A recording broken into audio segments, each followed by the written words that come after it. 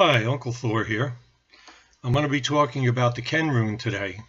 And I'm going to be talking about an aspect of the Ken Rune we don't often consider, and that's the matter of training. The Ken Rune is a rune of knowledge. The torch has always been a symbol of knowledge. The lighthouse is a symbol. It imparts information. It's a rune of knowledge, of teaching and learning.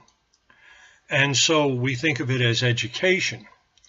But there's a form of education that's very important, and that's training. And the difference between training and just education by itself is that education is knowing and learning, and sometimes to know about something.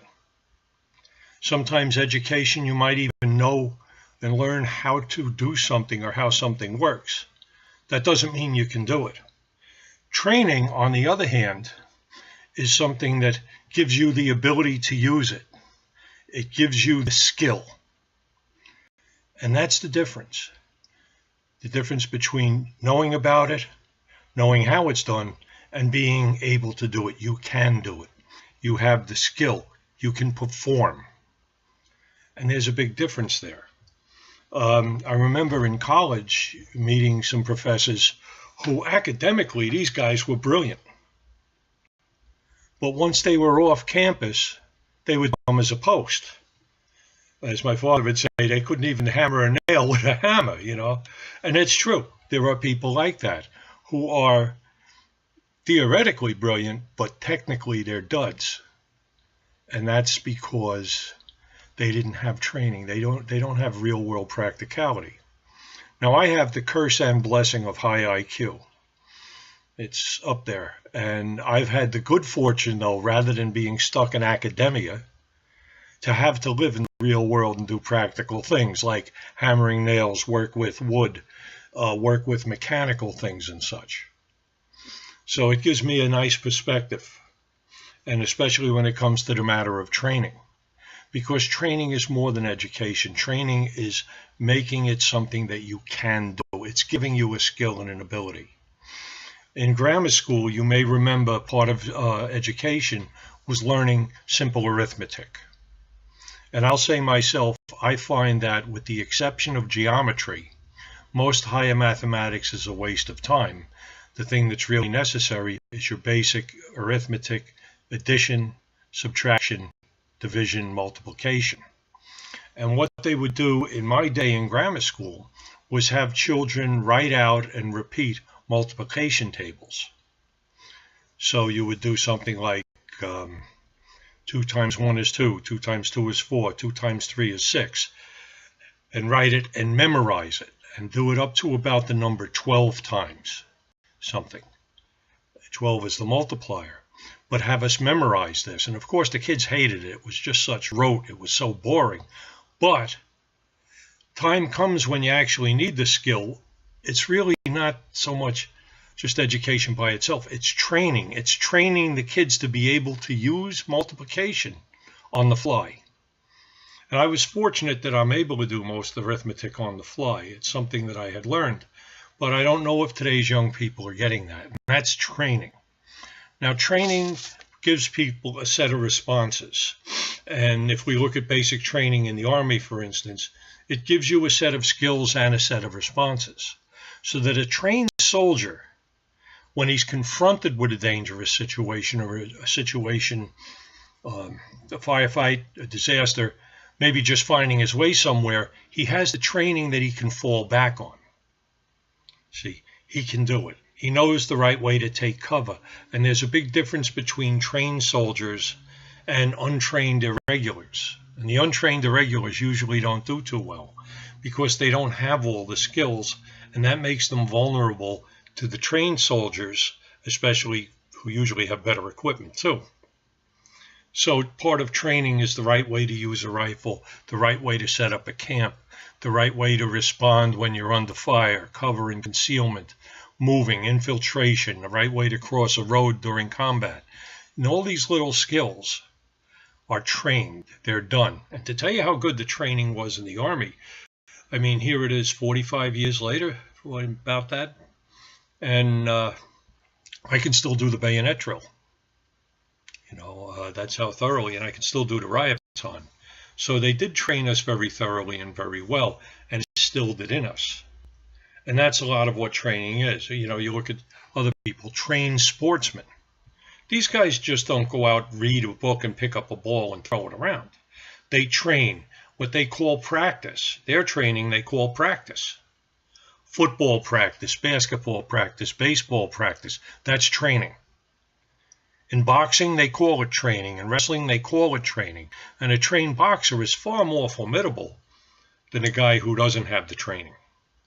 Believe me, you ever been in a brawl up against a boxer, pick up a baseball bat, because that's the only way you're going to win. I don't care what martial art you study. Those guys are tough. And that's what training does, and it instills of you. It's a set of responses. It's a set of replies. Having a trained technician, someone who's been educated and shown and given the skill, is far better than someone who's sort of picking it up as he goes along.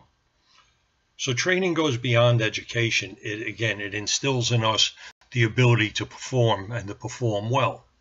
Now, there are some other things about training that aren't always working right. There are people who overtrain, and they overtrain to the point that they lose their flexibility. They're too rigid in their responses. And there's another form of rigidity too, and this happens in military organizations where everything has to be by the book, and anything outside certain parameters is punishable. So it takes away a lot of the flexibility.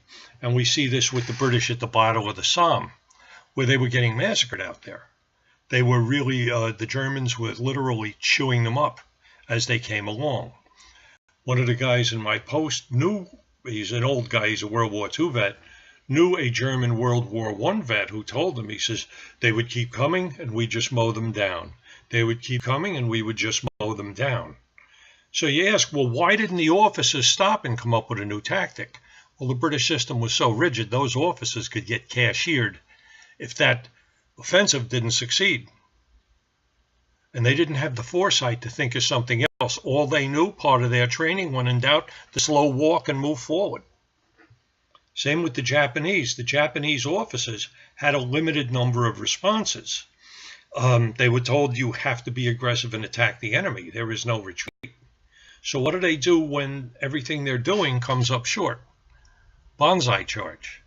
And this may have worked scaring the Chinese, but it didn't work against the Americans, the Australians, and the British.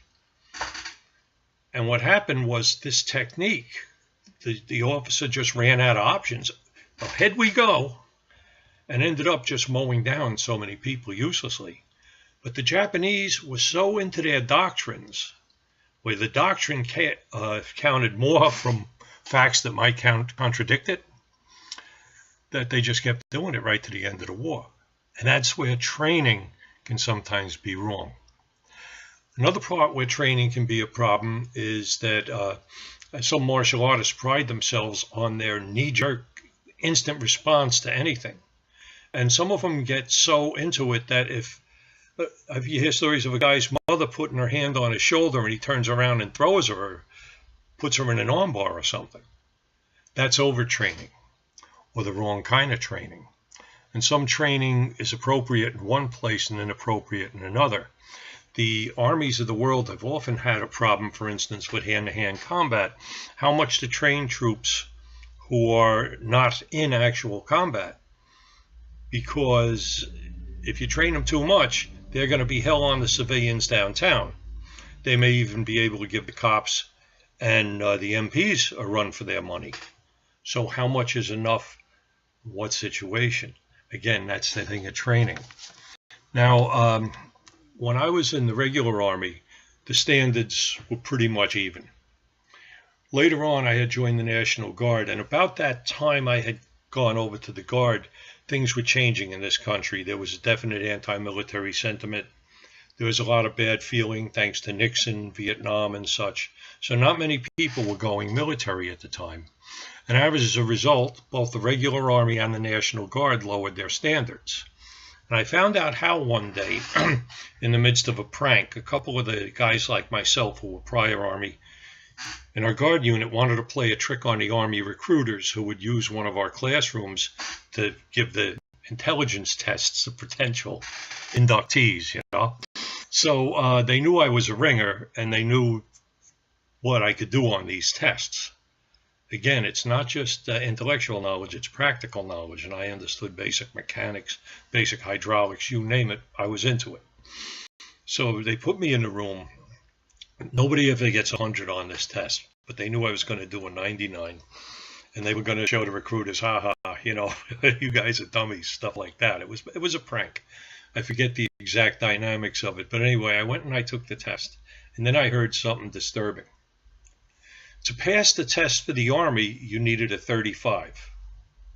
To pass the test for a National Guard, it was like 16 or 17. And one of the guys in on it, who happened to be an officer in the Guard unit, came in and he said to the recruiters, if they're still above 16 or 17, but they're not 35, send them to me. Well, like I say, the standards were that low, it was appalling. And yeah, I maxed the test. I got 99. And they had their joke. But it wasn't a joke. About a year later, we had, with the low standards, we had a kid come out of field wireman school. We don't know how he got through basic training. I mean, this kid, he gave stupidity new dimensions and meaning. So the commo sergeant had told them they were running field wire to wrap it around a tree and then hook it up on the back of a truck. And a field wire, commo wire, is two-stranded wire, and it comes on big spools. And what he meant was to take the whole wire like this and just wrap it around the tree like that. Well, this kid took the wire and split the two strands and ran them around the tree and then hooked it up to the truck. So I see the commo sergeant giving a kid hell. He calls me over. I was in the anti-tank platoon at the time, and he said, or the anti-tank squad, anyway, he says, I want you to take a look at this. So he had thrown his helmet at the kid, and I looked, and it was so stupid, I threw my helmet at him. But this was what happened when your training has lower standards. Then you start having problems. For instance, a friend of mine who's a retired New York cop tells the story of there were a few years you saw a lot of police in the news. I'm sure you remember that Abner Louima situation. And he said the reason was that a couple of years earlier, to get more minorities in, they had lowered the standards.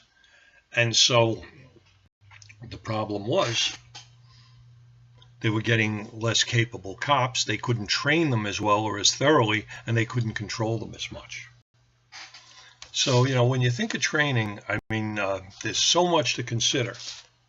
But good training does put the skill in your hands. And that's the difference between just book education or classroom education. Good training is hands-on education. And I benefited from it myself many times, picking up skills that I can actually perform, which is far better than just knowing something or knowing about it. So consider training and its ramifications in terms of the Ken Rune. It does build up that skill. This is why people train in martial arts, in sports, in different professions, and in other techniques. And of course, in the military, the fire department, EMTs and stuff. Training is essential, and it goes beyond education. And it certainly gives people a lot of skills. And that's what you need, that practical skill. This is Uncle Thor. Have a good one.